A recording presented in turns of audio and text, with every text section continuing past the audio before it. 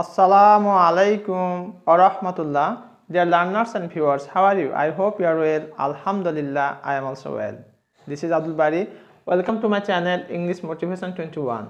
Today I would like to talk a most important topic for all human beings.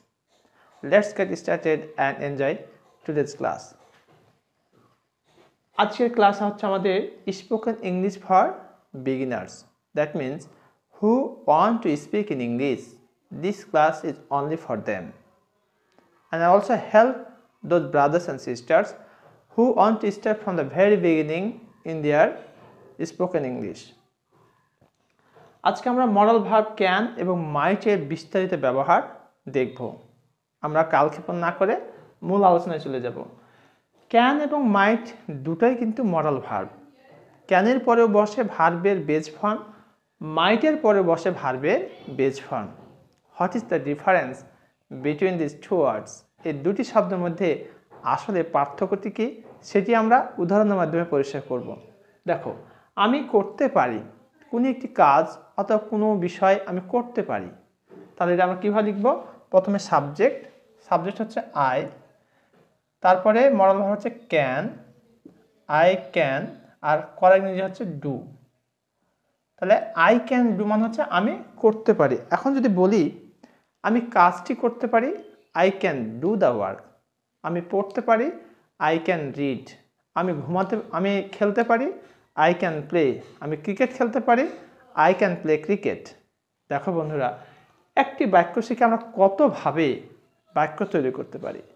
তাহলে তুমি যদি সত্যিকার অর্থে ইংরেজিতে কথা বলতে চাও, তবে অবশ্যই তুমি এই ক্লাসটি পুরোটা দেখো। ইনশাল্লাহ আশা করি তুমি অনেক বিষয় শিখতে পারবে। আমি করতেও পারি, দেখো এখানে আমি করতে পারি যখন বলছি আই ক্যান ডু, আর আমি করতেও পারি। তুমি কি কাজটা করবা?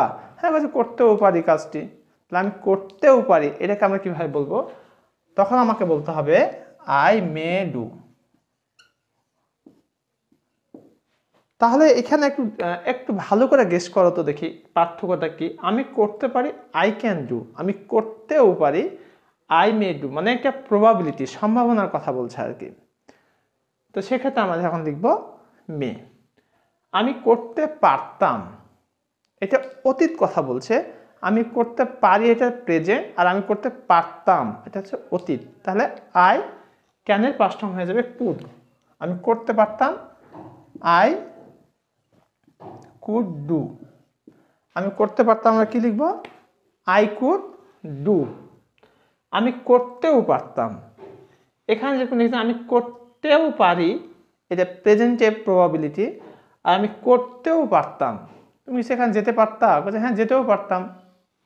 তাহলে এখানে আমি করতেও পারতাম, মেয়ের পাস্ট ফর্ম হয়ে যাবে মাইট। তাহলে আই মাইট ডু। তাহলে এখানে আমরা কি লিখব? আমি করতেও পারতাম, আই মাইট ডু।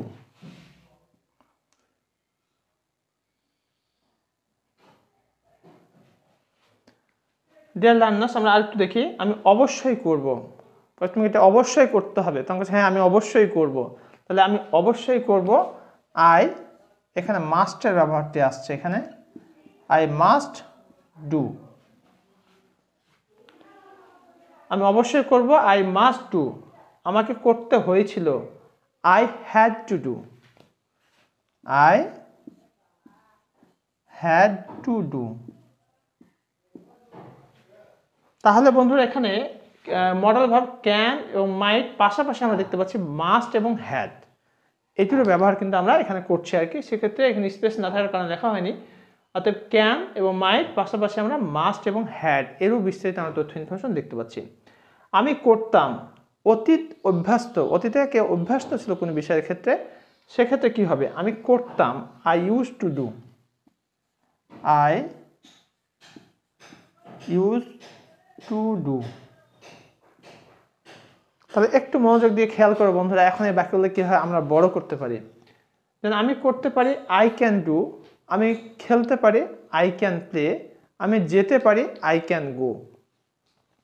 আমি করতেও পারি, আই মে ডু। আমি পড়তেও পারি, আই মে রিড। আমি ঘুমাতেও পারি, আই মে স্লিপ। অর্থাৎ ভার্বটিকে চেঞ্জ করে দিলে তোমরা অনায়াসে বাক্য কিন্তু চেঞ্জ করতে পারবা। আমি করতে পারতাম, আই কুড ডু। সে করতে পারতো, হি কুড ডু। আমার পিতা করতে পারতো, মাই ফাদার কুড ডু। আমি করতেও পারতাম, আই মাইট ডু। আমার বোন করতেও পারতো, my sister might do. My sister might do. Okay, আমি অবশ্যই করব, আই মাস্ট ডু।